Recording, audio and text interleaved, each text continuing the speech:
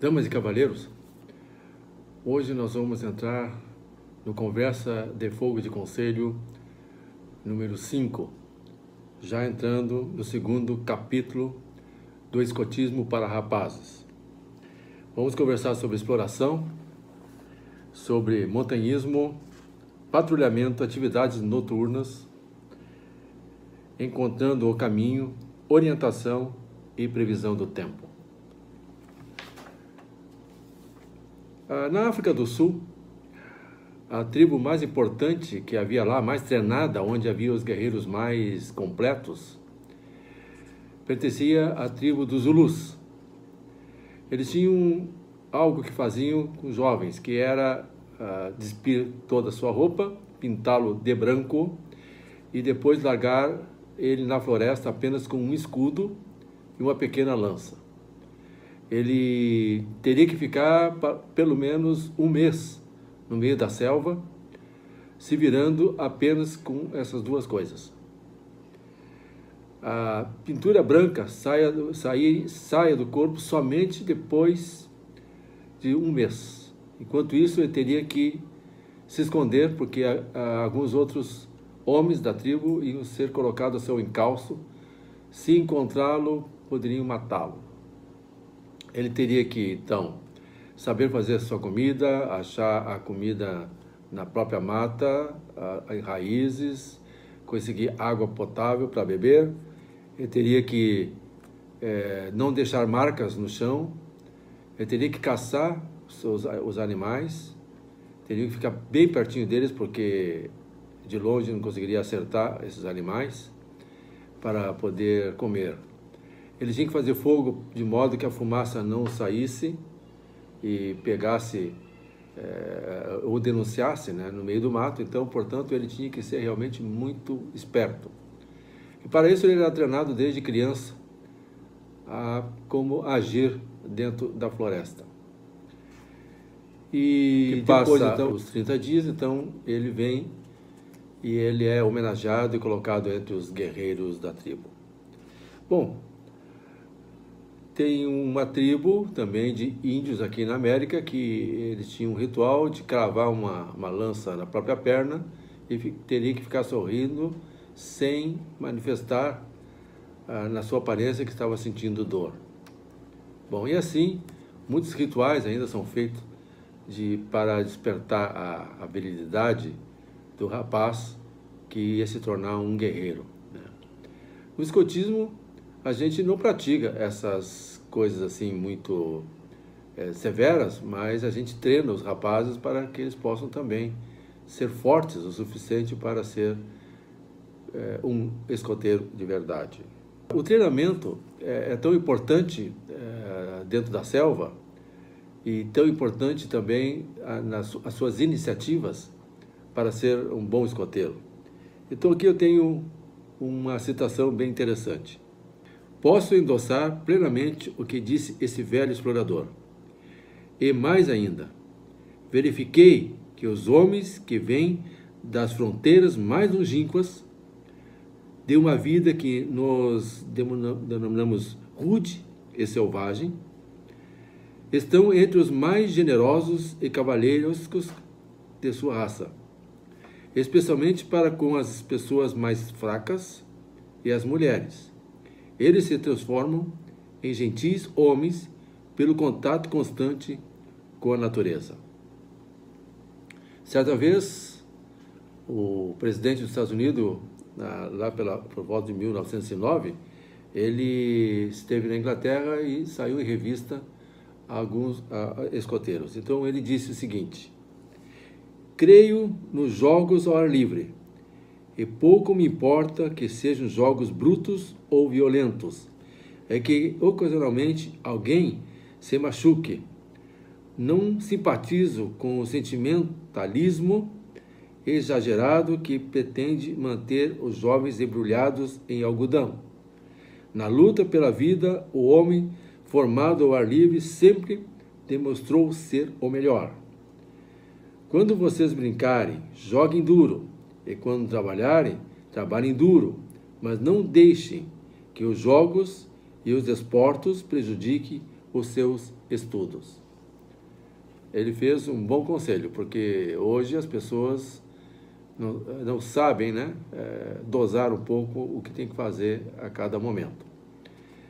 Sempre há tempo para fazer todas as coisas, praticar escotismo e estudar também. Esses escoteiros de outrora, eles sabiam cuidar de si mesmo. Eles sabiam fazer sua própria comida, procurar seu alimento, água potável, sabiam fazer abrigos, tudo na selva. E com isso eles iam aprendendo então a destreza, né, de como sobreviver. Um homem desse, que sobrevive na natureza, consegue também sobreviver na vida urbana.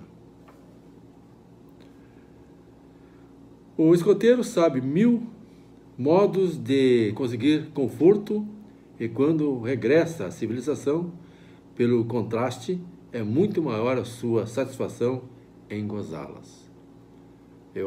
Isso é o que está escrito no livro, mas eu lembro de que muitas mães diziam, depois que os escoteiros praticavam o acampamento, que parecia que eles gostavam mais da comida de casa, gostavam mais do conforto da cama na qual eles usavam. E isso aconteceu por quê? Porque eles sabiam do contraste entre o modo rudimentar no acampamento e o conforto que os pais dão a ele dentro de casa. Acompanhado com o mapa, os escoteiros podem sair pela mata, fazer excursões de 2 em 2 ou com sua patrulha inteira e fazer reconhecimentos. E para isso ele teria que aprender a fazer leituras de mapa, saber como o mapa é. Hoje a gente sabe que existe o GPS e tudo mais. E também o jovem precisa aprender também a lidar com o GPS, como usar o GPS, né? E os mapas, eles têm a sua forma de ser, já há muito tempo. Você pode conseguir isso nas bibliotecas de mapas e também junto ao exército, os mapas locais, para que os rapazes possam ter experiências. Existem a nomenclatura de fazer mapas. Você pode fazer o seu próprio mapa aonde você está andando na mata, para que outros depois possam seguir os mesmos passos de você nas trilhas que você vai descobrindo, né, no caminho. E com um relatório de tempo que levou, os quilômetros que caminhou, e onde acampou, aonde encontrou água boa para beber, e assim por diante, né? E a expedição, ela tem essa característica. Tem os montanhistas também, que com cordas, fazendo rapel nas descidas, eles podem também ter muitas experiências. E dependendo do lugar onde o escoteiro mora, né, ele pode ter montanhas e pode também não ter montanha. Às vezes apenas lugares que são planos, né, e que não se consegue montanhas para subir. Então se faz atividades no bioma na qual ele está acostumado a ver nas suas vizinhanças. Os escoteiros devem utilizar muito cordas, aprender os nós que se devem fazer com essas cordas. Muitos desses nós são muito úteis para uma descida e uma subida, para fazer pioneirias, fazer um tripé e tudo mais. Deve conhecer também as lâminas, que hoje nós temos, as lâminas são muito diversificadas, né? Existem facas que foram modeladas para ser faca de sobrevivência, faca simples, curta, mas que tem uma boa espessura e um bom corte. Então hoje nós temos uma gama muito grande de opções de lâminas, de facas e também de machadinhas. Os jovens, eles devem aprender a manipular e usar a bússola, saber o que significa os pontos cardeais, os pontos colaterais, os subcolaterais e também o que significa os graus em volta da bússola, que sempre tem um ponteiro que vira para o norte. Então ele, com auxílio da bússola e um mapa, ele pode se achar bem nos lugares aonde ele está andando. E ter essa capacidade de se achar, não se perder, é uma das características do escoteiro. Para não se perder, mesmo não havendo bússola, eles aprendem a como se orientar pelo sol, como se orientar pelas estrelas à noite. Então, há outras formas de também se saber aonde nós estamos sem que tenhamos uma bússola na mão, né? E os jovens, então, com essas características, ele jamais vai se perder numa mata. Ele saberá, olhando para a natureza, onde é que é o norte, onde fica o sul. As estrelas mostram muito isso. Aqui na parte do hemisfério sul nós temos o Cruzeiro do Sul, que nos ajuda muito a saber onde é que fica o sul à noite, né? Pode-se usar, conhecer as constelações, deitar na grama, olhando para as constelações que estão no alto. O escoteiro tem que saber também a previsão do tempo, olhando para as nuvens e saber se vai chover há algumas horas ou vai chover no dia seguinte, observando os animais, observando a temperatura ou a umidade do ar, né, que a gente sente, e também você pode ver o vento também, a direção que o vento está tomando, e que você já conhece de antemão de que lado vem a chuva quando você vê nuvens muito para aqueles lados, né? Você vai aprender também, como escoteiro, quando a chuva ali vai ser rápida ou quando a chuva vai ser demorada, né? Aqui tem um pequeno versinho, ou uma citaçãozinha que diz o seguinte: se o vento antecede a chuva, bem cedo você de novo voltará a velejar. Se a chuva antecede o vento, das velas e das adriças será prudente cuidar. É um versinho do pessoal que anda em embarcações. Então, faz parte do escotismo ele ter essa característica de saber tudo a respeito de como eles podem se orientar na natureza, mesmo que não tenham uma bússola ou um GPS na mão. Ele também aprende a transportar as suas coisas de vários modos, de modo que fica um pouco mais confortável carregar peso enquanto está se dirigindo a um acampamento. Eu comentei há pouco sobre a Rosa dos Ventos. A Rosa dos Ventos até hoje não foi modificada. Ela tem os pontos